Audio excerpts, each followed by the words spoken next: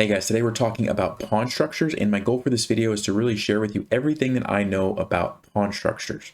So first of all, when I say pawn structure, I'm talking about how are the pawns positioned in relation to themselves. So for example, all of these pawns are next to each other on adjacent files, and so they would be considered connected pawns. That's just one example of a pawn structure. These are called doubled pawns because there's two pawns on the same file, and so on and so forth. There's lots of different ways that pawns could be arranged, and we're going to talk about all of those in this video. Now, when I say pawn structure, there's actually two ways that you can think about that term. Number one is kind of the general position of the pawns, like I just mentioned, like I was explaining, the connected pawns, the double pawns, etc. And then there's another way to think of it, and that's pawn structures that you get out of specific openings. So let me flip over here.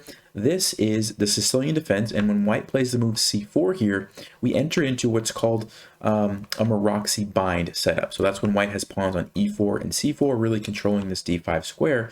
But this is a particular type of pawn structure that comes out of the Sicilian defense quite often. And so there's different openings that tend to lead to different types of pawn structures. And so we're also going to look at that aspect of it as well. So there's really those two different aspects, but we're going to cover all of that in this video. There's going to be a lot of material here, so I am going to put timestamps down below so you can kind of jump around if you want to, or of course you can just watch all the way through. But having said that, let's jump right in.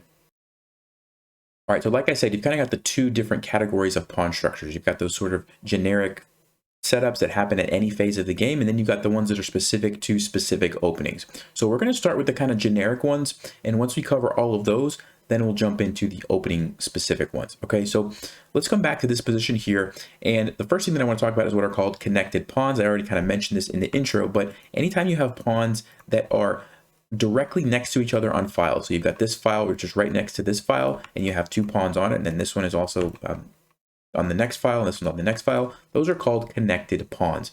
And generally speaking, connected pawns are pretty good. And if you think about it, if your opponent were to attack this h2 pawn, well, one option that you would have would be to move it forward, and then it would be protected by this pawn. Or what if they attacked this pawn? Well, you could move that one forward, and then it would be protected by these guys. And so when your pawns are connected, it's very easy to move them forward and have them be protected and help each other, as opposed to, let's take these tripled pawns, for example. If you wanted this pawn to defend this pawn, how could you do it? Well, you can't right now, right? The pawns don't work that way. They only can defend pawns that are on adjacent files, right? Like this. So these are very weak because of that reason. You can't use them to help each other, and they tend to become targets, okay? So that's why connected pawns are generally considered to be pretty good.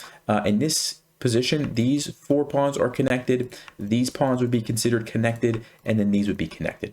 Now, the next type of pawn I want to talk about are what are called doubled and tripled pawns. So I already kind of mentioned that as well. These are doubled pawns because there's two pawns on the same file. And usually this is not quite as good as connected pawns because, again, you run into the same issue of like this pawn can't move forward. They can't really defend each other because they're on the same file. Okay, so doubled pawns, usually not quite as good.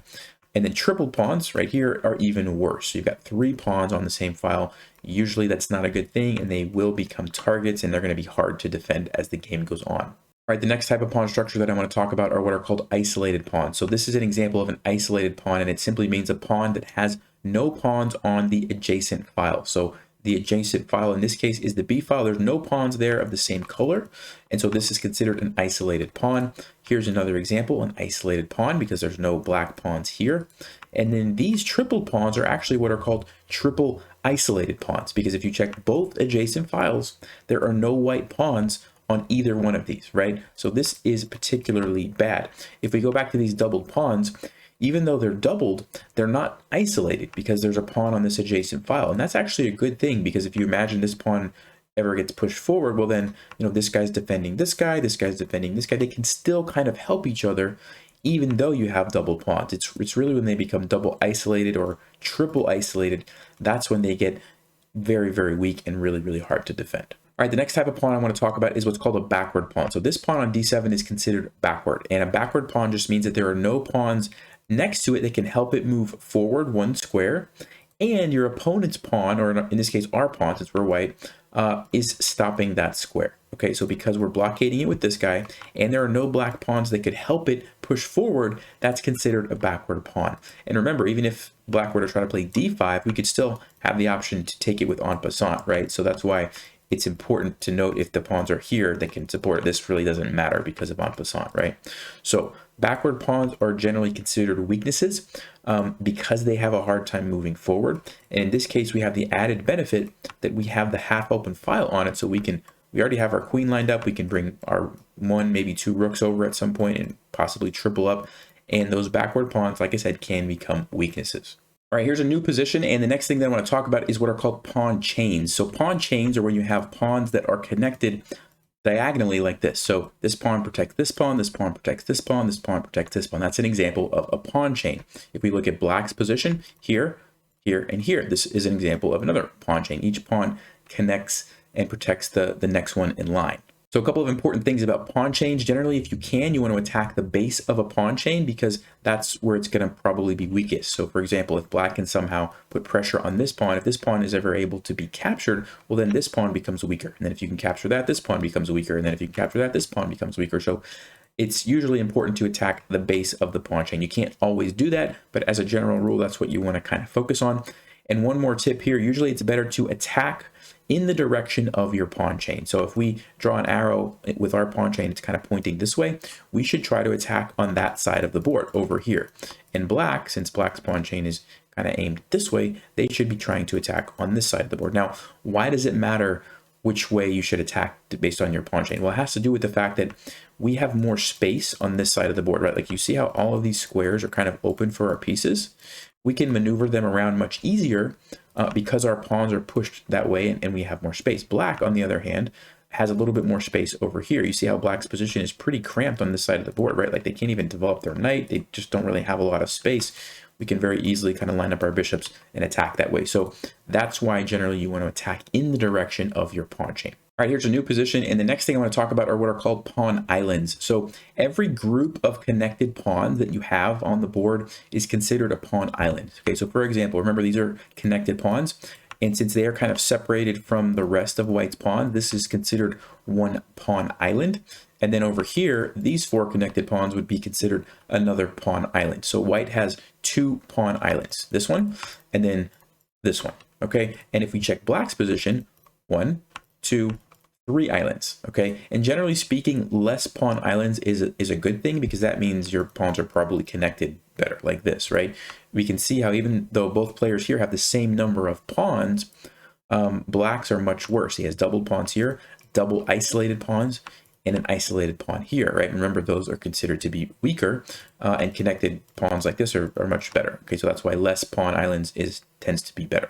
All right, and the next type of pawn I want to talk about is what are called passed pawns. So passed pawns are pawns that can be pushed all the way and become a queen without any of your opponent's pawns stopping it. Okay, so that means no pawns directly in front of it, because that would stop it from moving, or no pawns anywhere on the side that could capture it, and if it tries to move forward, right? So if there were any pawns on these squares, this pawn would not be considered a passed pawn because it would just get captured. But in this case, it is a passed pawn. And you might say, well, what about the king? Isn't the king blocking it? Well, yes, the king is blocking it, but as far as the definition of a passed pawn, no other pieces matter except pawns, okay? So this is considered a passed pawn, even though, yes, the king is kind of in the way. Black doesn't have any passed pawns because this one, if it tried to move all the way and get a queen, what's going to happen when it gets right here? Well, white's pawn's going to capture it, right? So not considered a passed pawn. Same thing for this guy. It's not a passed pawn. It's going to get captured 2 different ways on the way to becoming a queen. Same thing here. It's blocked and it's going to get captured. This is not a passed pawn because it's going to get captured 3 different ways here. So the only passed pawn on the board right now is this f3 pawn. And usually passed pawns are good, especially at the end of the game. And why is that? Because if black's king were to, for whatever reason, try to leave and maybe come over here and do something on this side of the board, guess what's going to happen to this pawn? It's just going to go. Just going to go and become a queen, right? So at the end of the game, passed pawns are very, very good. Black's king is basically going to be stuck guarding that and not able to move, whereas our king can move pretty much wherever we want because black doesn't have any passed pawns right now. All right, here's a new position, and I want to talk now about pawn majority and pawn minority. So you can see white has this pawn island here and this pawn island here, and then black obviously has these. Because white has 3 pawns and black only has 2, this is considered to be a pawn majority for white and a pawn minority for black. So the majority, obviously, there's more than black has, 3 against 2, right? Majority. Over here, black has the majority because there's 3 black pawns, we only have 2 white pawns.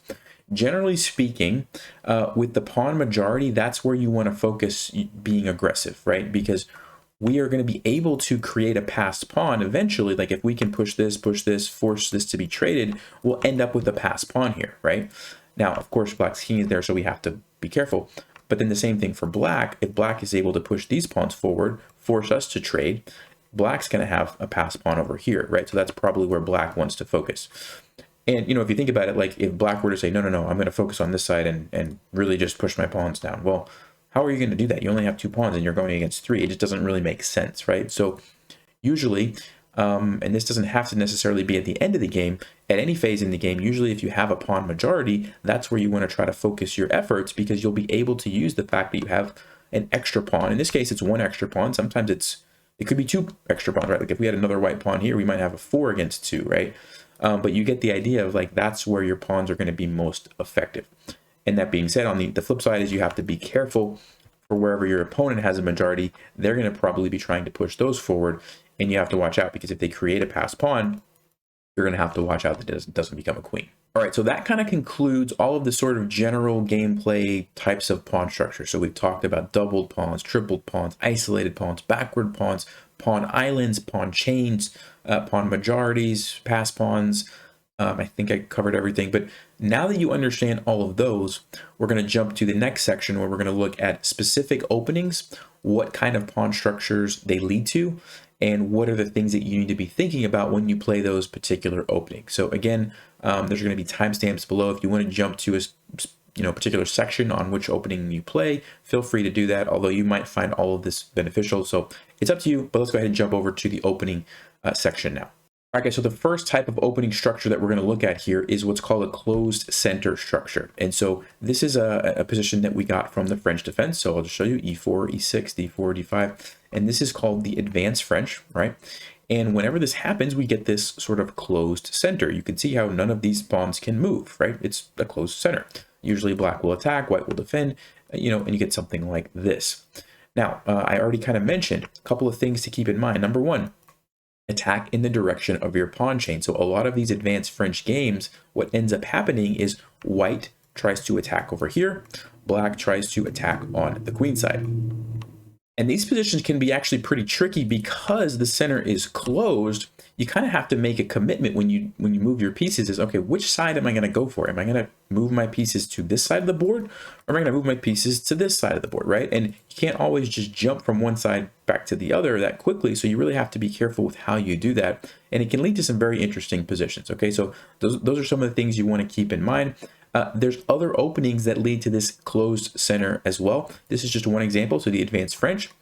Here is another one. This is from the King's Indian defense. So let's go back and see how we got here. King's Indian looks like this, where black fianchettos the bishop, white takes control of the center, and then eventually, after some development happens, black makes a strike in the center. And then one of the most common moves for white is to push by, okay, and keep the center closed. And so you can see you get this closed center structure. Again, if we think about attacking in the direction of the pawn chain, what would this mean? Well, black probably wants to attack on the king side. A lot of times you can do that by moving this knight, pushing your f pawn, opens things up over here and gets things going over here. And then a lot of times white could attack both ways, but usually white tries to expand on the queen side.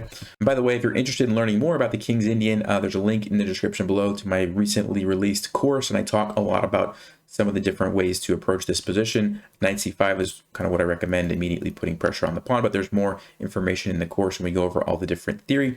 So it's down there if you're interested. And here's another example of a closed center. This comes from the Benoni. So let's just back up and see how we got here. d4, knight f6, c4, c5, d5, d6. Okay, and again, the center is closed. It looks a little bit different, but you can see how both players are going to have to choose. Am I going to usually black actually chooses to go for like b5, sometimes a6 first, sometimes you don't have to, you can play the Benoni Gambit, and black really tries to play over here in the direction of this pawn chain, and then a lot of times white, again, in the direction of the pawn chain, will try to expand on the king side and push in the center.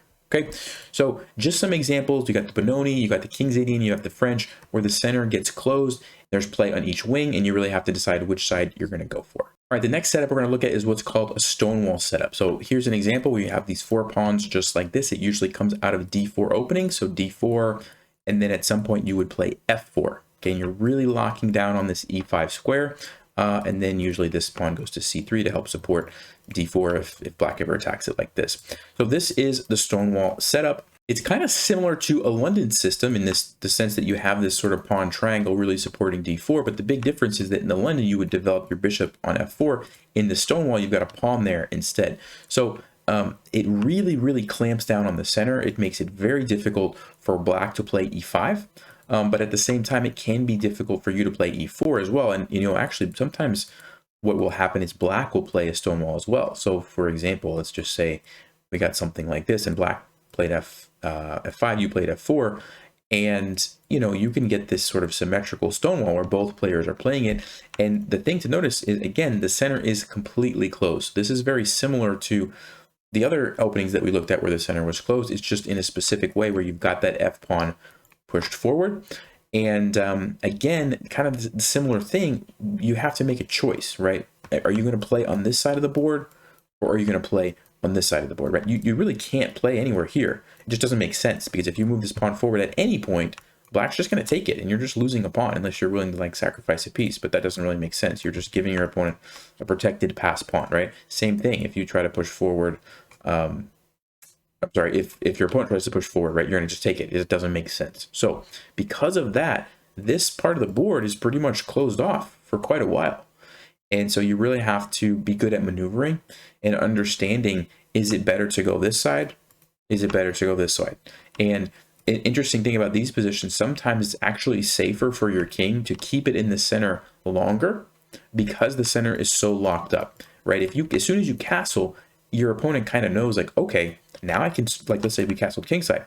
Now I can focus on opening up this side of the board and potentially attacking the king. Now, of course, it's not that easy, but it is something that you want to think about. And sometimes in these closed center positions, it makes sense to just leave your king in the center a little while longer, because normally one of the risks of that is that the center gets opened up, the rooks or the queen get involved in the center, and particularly where your king is, and you get in trouble. Guess what? That's not going to happen in a Stonewall setup like this, or at least not very easily. There's going to have to be some sort of piece sacrifice involved, right? So those are things you want to keep in mind with the Stonewall setup. All right, the next kind of structure that we're going to look at comes out of the Sicilian defense, and I'm going to call it the Sicilian defense backward D pawn. I'm not really sure if it has another name, but it's basically this D pawn right here, which is backward.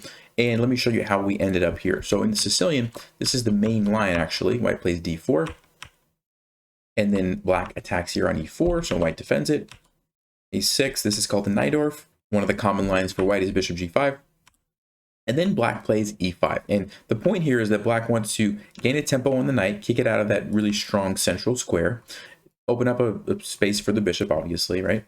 But what they give up in return is that now there's this backward D pawn. So remember, we talked about backward pawns. There's no pawn that can help it advance forward, and we've got it covered with one of our pawns. That's why this is backward. And again, we have the benefit, right, of this half open file. So trade-off, like I said, kicks the knight away. Black gains some space, but they do have to watch out for this pawn. Now, it turns out that it's not that easy to just attack it if we're white, right? It's already defended 2 times. Bishop's doing a good job of defending it. We can't really, hop our knight in to attack it like that because it's already been taken away. Now, maybe eventually we could maneuver this knight to C4 and attack it, but then we have to watch out for B5, and that might kick our knight away, so we might have to play A4. So it gets a little tricky. We can play queen d2, rook d1, kind of pile up on it. But at the beginning of the game, it's going to be hard for us to take advantage of that. Now, that's going to become more of a benefit to us as white as the game goes on and as pieces get traded. And so black generally doesn't want to just trade everything off and go into an endgame when you have a long-term pawn weakness like this. So if you're playing with this, flip it, if you're playing this kind of position as black, you're going to want to look for active play with your pieces. Look for ways to create tactical opportunities, maybe attack depending on what white does. Sometimes white will castle queenside, then you'll want to look to attack the king. And that backward pawn becomes not as much of an issue. If you just simply trade off every piece and go into an endgame where there's maybe a couple of rooks and a queen, it's going to be very easy for white to just pile up attack your pawn and probably win it, right? So those are some things that you want to think through. One other thing, I'll go back to white here for this. When you are playing against a backward pawn, you always want to be on the lookout if they can push it forward and trade it off, because if they can, that weakness is gone and you don't really have a target. So one of the best ways to make sure that doesn't happen is to blockade the pawn. So you would sink a piece in there, and that would be how you would stop it from moving forward. Now, in this case, this would actually be a big blunder because black could capture here. This is a little tactical trick that you should be aware of. You lost your knight, and if you try to just take it back, like let's say with the queen, now you're going to lose your bishop. So you're actually losing a piece. And if you try to trade here first, well, then black simply recaptures with the knight, and you lost your bishop and your knight, and the only thing black lost was that bishop, right? So you lose a piece basically. So you can't, the point is you can't play knight d5 right here. You'd have to probably trade this bishop first, and then you could play knight d5, right? Sink the knight in there. This would be a good way to make sure that that pawn's not moving forward. And then you could play queen d2, maybe castle or rook d1 or something, and just kind of pile up on it like that. Okay, so that's the Sicilian defense backward d pawn. All right, the next one we're going to talk about is called the Maroczy bind, and it also usually comes out of the Sicilian defense. It doesn't always have to be, but this is the most common one that I'm aware of at least. And let me show you how we got here. So this is bishop b5 Sicilian that I like to play from time to time, bishop d7, and then usually I'll just trade it off. And black usually takes for the queen just to leave this square for the knight, because that's a better square for the knight. It's more aggressive than if the knight was on d7. And so queen takes, and then it leaves this for the knight. That's why they do that. Okay. c4. This is where we enter into what's called the Maroczy bind. So all this means is that we've got a pawn on e4, we've got a pawn on c4. That's pretty much it. That's Maroczy bind. We're just trying to prevent or make it difficult for black to play d5. Now, black kind of has two options here, depending on what they do with this pawn. They could push it up all the way like this, and we get this really closed off center. We looked at the Stonewall earlier. This is very similar. Where none of these pawns are moving, right? Like nothing is going to be happening on these files. It just wouldn't make sense for me to ever play this. It wouldn't make sense for black to ever play this. You're just going to give them, you're just giving up a protected pass pawn, right? So if black does that, we've already talked about this. You have to choose. Are you going to attack over here on this side of the board, or are you going to attack over here? Since the center's closed, you have to choose a side and go from there, okay? The other way that black could play this is to play something like e6. And now they're not completely locking up the center. So we can play d4, we can get some trades, we can get a little bit of, maybe if this happens, we have this half open file, black has this one, so we can get some interesting things going on with the rooks at some point. So I think this is much more interesting. I really don't like playing against this because it's just kind of boring to me. It's like, man, now that the center is completely closed. So I don't really like when black does that, but it's, it's an option, and you have to learn how to do that. But on this e6 version, usually I'll play d4. Something like this will happen. Maybe actually I'll take with the knight. But then black is going to look to play d5 at some point and break open the center. Now we do have it blocked pretty nicely now, but black can support that with the knight. They can bring this, bring the rook, and eventually try to play d5, open up the center. At least it's in pretty interesting positions. But if you hear someone talk about Maroczy bind, this is what they're talking about, and it is a good way to really slow down black's break of the center. All right, the next structure we're going to look at is called the Capablanca pawn structure, and this comes out of several different openings. This example was from the Caro-Kann, so let's take a look. Well, first of all, Capablanca pawn structure is when white has the D and C pawns pushed up like this, and black has the C and E pawns kind of pushed up one square like this, okay? And let me show you how we got here. So this is the Caro-Kann. And then knight c3, so this is kind of like the main line Caro-Kann, and then takes, bishop f5, and then we put our pawn on c4 after this. Okay, so we end up here, and basically we have nice control over the center with these two pawns, but it's very solid for black. One of the benefits of black here is that black doesn't really have any weaknesses. I mean, this is very solid. This is very solid. Yes, we can attack this pawn with our queen, but other than that, we don't really have a way to easily attack that, and black can very easily deal with that threat a couple of different ways and just defend their pawn. Now let me show you another version of this. This is the Scandinavian, and notice how it's very similar. Now in this case, white doesn't have the two pawns, they only have one pawn, but you can see the same sort of setup with the E and C pawns pushed forward and then the missing D pawn, right? So this is kind of another version. Let's look at how we got here.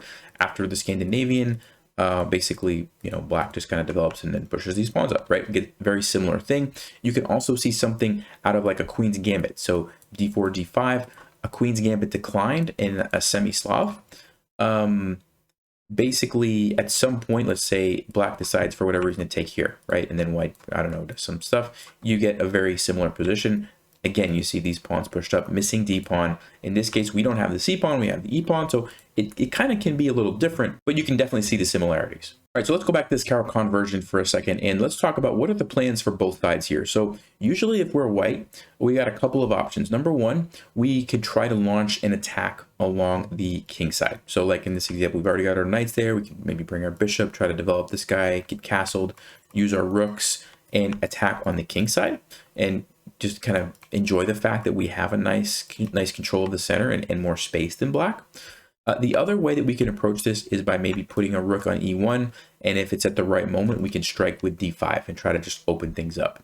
Now, most likely black's king's not going to just be sitting there. By the time we get that set up, black's probably going to try to castle and get their king out of the center. But if for some reason they don't, you know, quickly developing this, castling rook over, maybe we can play a quick d5 just to open things up. That's kind of the two strategies that white usually has. So either d5 or, like I said, launch an attack on the king side. And then usually black at some point will try to strike with either c5 or e5. So maybe bringing the knight here. You could think about playing c5 then, because you've got lots of support and your knight can hop in. Or even something like this, playing e5 at some point, right? Like something to attack white's center. Now, if you do that with c5 or e5, you do have to watch out for the d5 pawn push. Because white can very easily get a passed pawn. So those are the things that you kind of have to think through and that go into this position. But, you know, like I said, there's lots of different versions of this. You've got the Queen's Gambit version here. You've got the Scandinavian version here. And so it's going to be different, but those are the kind of, in general, the things that you want to look for in the Capablanca pawn structure. All right, the next type of structure we're going to look at is the isolated queen pawn structure. And this can happen for both white and black. We'll look at some examples with black in just a second, but you can see how white has this isolated pawn on d4. So how did we get here? Let's go back. And usually this can come, actually, it can come out of several openings, but one of the common ones is the Queen's Gambit. Because a lot of times what happens in the Queen's Gambit, it could be Queen's Gambit accepted, declined, it doesn't really matter. But at some point, if black decides to take here, and then at some point after that, they play c5 to kind of strike back at the center. And then they trade and you recapture with the pawn, you would end up in this position. This is very common, right? Isolated queen pawn opening. And here's another example out of the c3 Sicilian. So e4, c5, c3, and d5 black can play, takes, d4. And then when these pawns get traded, guess what? We get the same kind of position. We have this isolated pawn on d4. And then here's one more example from black's perspective. This is the French defense, and white goes for the Tarrasch variation, and then one option that black has is c5. And then after we get these pawn trades, notice how black is the one who ends up with this isolated pawn on d5. Okay, so it works both ways. Both white and black can have it. These are some example openings here. But let's go back to this one from white's perspective, just talk about what's the deal with this. So first of all, generally speaking, the isolated pawn is a weakness, right? Because there's no pawns that can protect it. So as the game goes on, that tends to become more and more relevant. So at the very end of the game, as there's less pieces, this becomes a bigger and bigger weakness for white.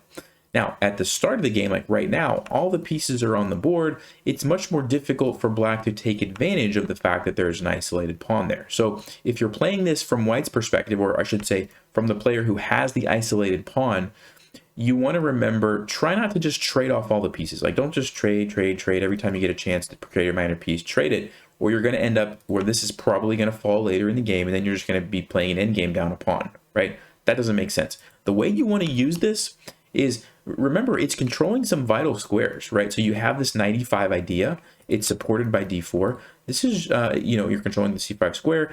Sometimes you can play d5 and actually just trade it off. You don't have to, though. Like, you don't want to feel like, oh, I just have to play d5 as soon as I possibly can. Like, no. Just because it's an isolated pawn doesn't necessarily mean that, you know, oh, the game is just going to be over if I can't trade it off. No, you focus on other things. You focus on playing aggressively. You focus on using the fact that you have control over the e5 square, that you have active placement of your pieces, and you try to be aggressive. You try not to waste time. And sometimes maybe you even gambit that pawn. You let black take it at the right moment when you can launch an attack, right? That's what you kind of want to be thinking through. And if you're, let's flip it around, if you're playing against an isolated pawn, remember that the more you trade pieces and the more you get closer to the end game, the better it's going to be for you to take advantage of that. And again, one of the things that we talked about is, kind of blockading the pawn and preventing it from moving forward is a good thing to think about, because if white can go there and just trade it off, well, then you're not really going to have that target long term. Okay, so those are the things that you really want to think about when it comes to the isolated queen pawn setups. All right, the next type of structure I want to talk about is the one that you can do a minority attack with. Now, I don't really know what the name for this is, but it comes out of the Queen's Gambit a lot. Sorry about that. Let me show you how we got to this position. So this is the Queen's Gambit, okay? And Queen's Gambit declined. And at some point, white trades here. Okay, so instead of black taking on c4, white is taking on d5, and usually black will recapture it with the pawn. And you get, this type of setup where white has these 2 pawns here, and black has this island here with 4 pawns, okay?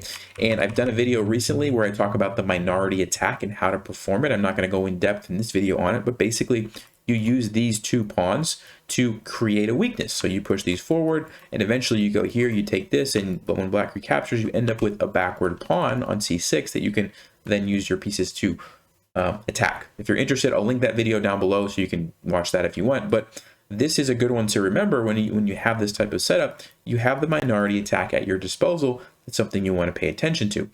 This is not the only opening. Let me show you another example. And this one's actually from black's perspective, okay? And it comes out of the Caro-Kann. So we have the Caro-Kann, d5, and then this is the exchange variation when they take. You take back, and notice this setup. So let's say knight f3. We'll bring the bishop, I don't know, we'll put it here for now.